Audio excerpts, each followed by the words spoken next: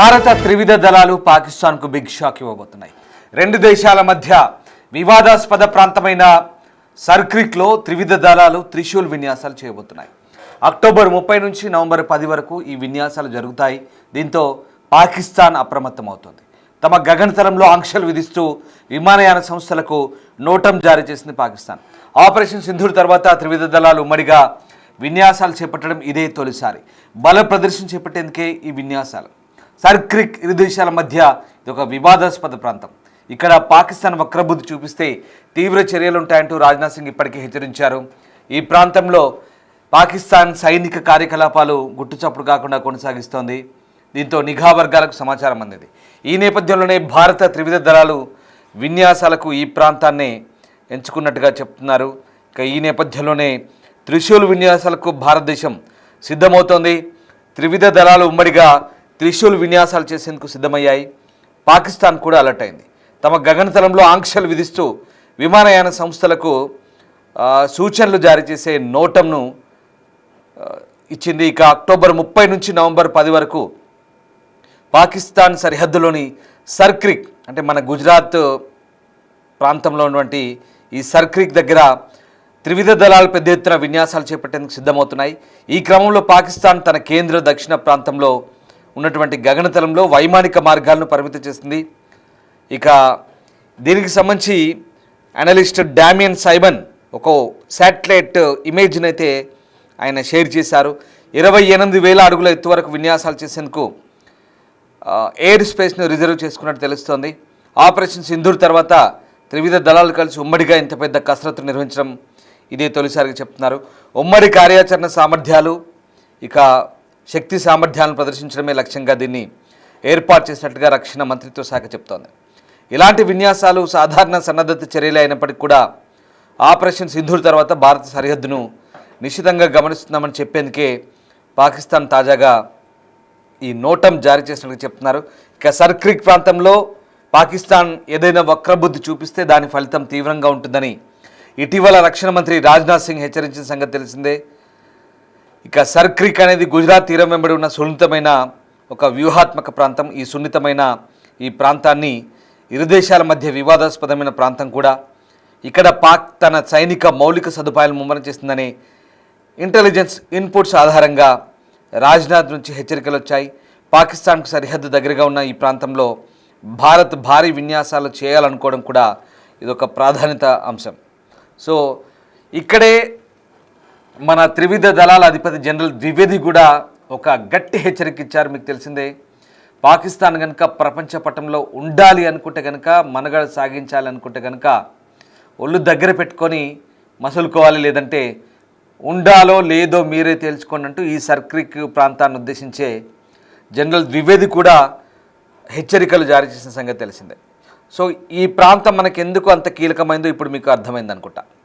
So పాకిస్తాన్కు సరిహద్దు సమీపంలో ఉన్నటువంటి ఈ ప్రాంతంలో త్రివిధ దళాల విన్యాసాలు సాధారణంగా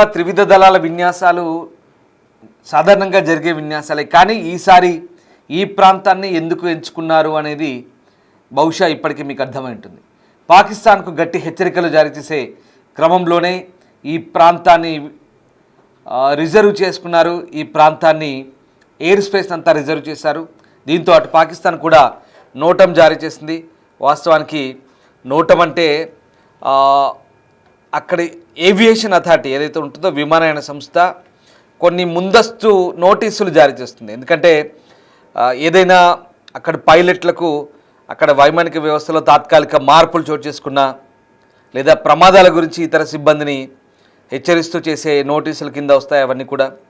అంటే నావిగేషన్ సంబంధించిన అంతరాయం కానీ, లేదా భద్రతాపరమైన అంశాలకు సంబంధించి కానీ ఒక కీలకమైనటువంటి మార్పులు జరుగుతున్నాయని చెప్పడానికి నోటం అంటారు. ఎందుకంటే విమానాశ్రయం లేదా తాత్కాలిక రన్వే లేదా లైటింగ్ వ్యవస్థల్లో మార్పులు వస్తే కూడా వాస్తవానికి నోటం జారీ చేస్తారు సాధారణంగా. కానీ ఇక్కడ భద్రతాపరమైన అంశాలకు వస్తే కనుక ఖచ్చితంగా ఎప్పుడంటే ఇది భద్రతా సమస్యలు పెరిగినప్పుడు, లేదా పౌర లేదా సైనిక విమానయానం అంతరాయం, లేదా అక్కడ ఏదైనా యుద్ధాలు సంఘర్షణలు జరిగినప్పుడు వాటి నుంచి ఆ డిస్టర్బెన్సెస్ నుంచి తప్పించుకోవడానికి, లేదా డైవర్షన్ చేయడానికి నావిగేషన్ డైవర్షన్ కానీ, లేదంటే భద్రతాపరమైన అంశాల్లో జాగ్రత్తలు తీసుకోవడం కానీ, వీటన్నిటిని సూచించేదే నోటం అంటారు. ఎందుకంటే అది అప్డేటెడ్గా ఉంటుంది. ఇప్పుడున్న సిచ్యువేషన్ అంటే ఇప్పుడు ఎలాంటి నావిగేషన్ యూజ్ చేయాలి, లేదా అక్కడ వైమానిక విన్యాసాలు ప్రదర్శనలో, లేదా అసాధారణమైనటువంటి వైమానిక కార్యకలాపాలు, ఇట్లాంటి అంశాల పరంగా కానీ, లేదా ఇక్కడ ఏదైనా ప్రమాదాలు సంభవించే అవకాశం ఉన్నప్పుడు ఇవన్నీ కూడా నోటం కిందకి వస్తాయి. సో వాస్తవానికి ఎయిర్పోర్ట్లో నావిగేషన్ లేదా రాడార్ లైటింగ్ సిస్టమ్ ఇదంతా చేంజ్ చేస్తున్నప్పుడు ఇచ్చే నోటాన్ని మామూలుగా రన్వే లైటింగ్ సిస్టమ్ కాకుండా ఈ యుద్ధాలు సైనిక విన్యాసాలు జరిగినప్పుడు ఇది భద్రతాపరమైన చర్యల్లో భాగంగా తీసుకునే నోటంగానే మనం ఇక్కడ చెప్పుకోవాలి. సో ఇది మనం ఇండియా కూడా నోటం జారీ చేసిన గతంలో, తర్వాత పాకిస్తాన్ కూడా నోటం జారీ చేసింది. ఈ నేపథ్యంలోనే ఫస్ట్ మనం ఏం చేసామంటే త్రిశూల్ పేరుతో ఏదైతే ఉమ్మడి విన్యాసాలకు మనము అక్కడ రెడీ అవుతున్నామో, సో భారత్ నోటం ఇచ్చిన తర్వాత ఆందోళన చెందిన పాకిస్తాన్ తమ దక్షిణ మధ్య ఎయిర్ స్పేస్లో ఆంక్షలు విధించింది. ముఖ్యంగా ఈ సర్క్రిక్ ప్రాంతంలో అక్కడ పాకిస్తాన్ సైనిక మౌలిక సదుపాయాలు పెంచుకుంటున్న పరిస్థితుల్లో ఏం చేస్తుందంటే వాళ్ళు కూడా అక్కడ అలర్ట్ అవుతున్న పరిస్థితి. సో ఇదంతా కూడా అక్టోబర్ 30 నుంచి నవంబర్ 10 వరకు ఈ 10-12 రోజుల పాటు జరిగే ఈ వేడుకలు ఏవైతే ఉంటాయో, ఈ విన్యాసాలు ఏవైతే ఉంటాయో వాటికి ప్రతిస్పందనగానే పాకిస్తాన్ అక్కడ ఆంక్షలు విధిస్తూ వాళ్ళకు నోటిఫికేషన్ ఇచ్చారు, నోటం అనే నోటిఫికేషను. సో అక్కడ ఈ భారీ విన్యాసాలకైతే ఇప్పుడు మనం సిద్ధమవుతున్నాం. సో ఆ రకంగా పాకిస్తాన్ అక్టోబర్ 28-29 తేదీల్లో అక్కడ వాళ్ళ విమాన మార్గాలపై ఆంక్షలు విధించింది. ఇక అంటే ఇప్పటికే వాళ్ళు ఆల్రెడీ నోటం ఇచ్చేశారు, సో అలర్ట్గా ఉండమంటూ.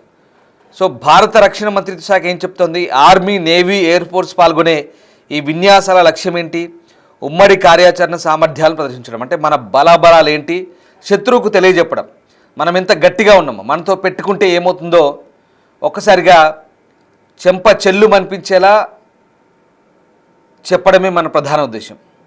ముఖ్యంగా ఇది మన ఆత్మనిర్భరం, మనం స్వశక్తితో తయారు చేసుకున్న మన ఆయుధ సంపత్తిని ప్రదర్శించడంలో మనం గర్వంగా చెప్పుకునే అంశం ఇది.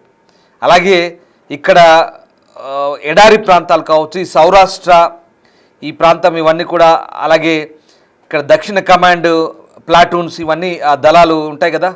సో అవన్నీ కూడా అక్కడ ఆపరేషన్స్ ఎలా చేస్తారు, ఉమ్మడి సైనిక కార్యాచరణ ఎలా ఉంటుంది, ఆ భౌగోళిక ప్రాంతంలో ఎలా ఉంటుంది అనేది ఇప్పుడు మనం చెప్పే ప్రయత్నం చేస్తున్నాం. వాస్తవానికి ఇక్కడ ఏకంగా 28,000 అడుగుల ఎత్తు వరకు మనం ఆ ఎయిర్ స్పేస్ను రిజర్వ్ చేసుకున్నట్టుగా శాటిలైట్ ఇమేజ్ ఇప్పటికే చెప్తున్నాయి.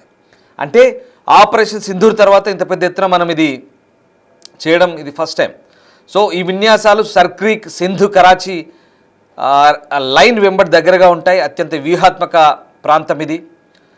ఇక్కడ మనం అక్కడ పాకిస్తాన్ సింధుకు మన గుజరాత్కు మధ్యలో ఇది సర్క్రీక్ అనేది దాదాపు జస్ట్ 95 కిలోమీటర్స్ పొడవున ఉండే ఒక మడ అడవులు లాంటి ప్రాంతం, చిత్తడి ప్రాంతం, సముద్ర మార్గాలను ప్రభావితం చేసే ఈ ప్రాంతం రెండు దేశాలకు చాలా కీలకం.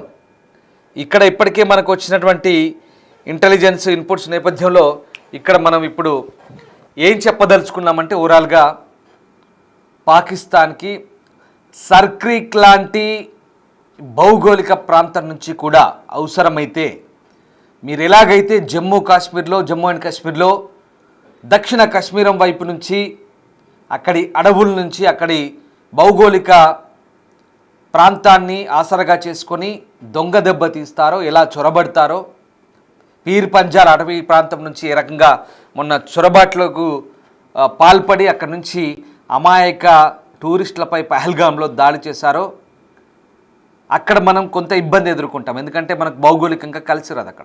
అక్కడ వాళ్ళకి కలిసి వస్తుంది, దొంగ దెబ్బతీస్తారు. కానీ అక్కడ కూడా మనం అలర్ట్గా ఉంటాం, అక్కడ కూడా ఇప్పుడు అన్ని రకాలుగా మనం అప్రమత్తమైన. కానీ ఇక్కడ సర్క్రీక్ లాంటి ప్రాంతంలో కూడా వాళ్ళ కార్యాచరణ పెంచుకుంటున్నారు, దొంగ దెబ్బతీద్దామని. అటు పోతే జమ్మూ అండ్ కాశ్మీర్, మళ్ళీ ఇటు వైపు వస్తే పశ్చిమాన, అలాగే సౌరాష్ట్ర అంటే గుజరాత్ లేదా ఈ ప్రాంతంలో పాకిస్తాన్ సింధు ప్రావిన్స్కు గుజరాత్కు మధ్యలో ఉన్నటువంటి ఆ సముద్రం మధ్యలో ఉండేటువంటి చిన్న చిన్న తుప్పలు, ఎడార్లు, ఇసుక ప్రాంతం లేదా మడ అడవులు అంటారు. చిన్న చిన్న బురదతో కూడిన అడవులు, ఆ ప్రాంతం చిత్తడినేలు. ఈ ప్రాంతంలో చాలా కఠినమైన ప్రాంతంలో ఇక్కడ కూడా మనం ఎందుకు ఈ విన్యాసాలు చేస్తున్న త్రిశూల్ పేరుతో అంటే వైమానిక దళం, అలాగే సముద్ర తీరంలో ఉండే నేవీ కావచ్చు, అలాగే మన భూతలంలో ఉండే బిఎస్ఎఫ్ కావచ్చు, మిగతా ఆర్మీ జవాన్లు కావచ్చు, మన బల ప్రదర్శన చేయడం ద్వారా మనం ఎంత గట్టిగా ఉన్నామో ఆత్మనిర్భర్ భారత్ ద్వారా మనం సమకూర్చుకున్న సైనిక సామర్థ్యాన్ని శత్రువుకు తెలియజెప్పే ప్రయత్నం ఇది చాలు. మనం చెప్పే ప్రయత్నంతో వాడి కళ్ళు చెమర్చి మనం చేసే విన్యాసాలతో అక్కడికే సగం చచ్చిపోతాడు వాడు. ఇది చాలు. మనం వాటితో నేరుగా యుద్ధం చేయకపోయినా మనతో పెట్టుకుంటే ఏమవుతుందో చెప్పే ప్రయత్నం. అందుకే ఇది చాలు అంటున్నాను. సో ఇది జరగబోతుంది. సరిగ్గా 30 తారీఖు నుంచి నవంబర్ 10 వరకు మనం ఎయిర్ స్పేస్ కూడా రిజర్వ్ చేసుకున్నామంటే చూసుకోండి. సో పాకిస్తాన్ కూడా అలాంటే ఇప్పుడు వాళ్ళు కూడా నోటం జారీ చేశారు. ఆ ప్రాంతంలో కాస్త జాగ్రత్తగా ఉండండి, సైనిక విన్యాసాలు ఉంటాయి, భారత్ ఏమైనా చేయొచ్చని. అంటే అర్థమైంది. అప్పటికే వాళ్ళ గుండెల్లో రైళ్లు పరిగెడుతున్నాయి. మనం వరుసగా ఇచ్చే స్టేట్మెంట్ల ద్వారా అప్పటికే సగం చచ్చూరుకుంటున్నారు.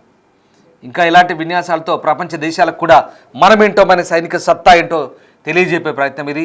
అంతేకాదు పక్కనే 95 కిలోమీటర్ల దూరంలో ఉన్న పాకిస్తాన్కు మరీ గట్టిగా బల్లగుద్ది చెప్పే ప్రయత్నం ఇది. సో జరుగుతుంది ఇది.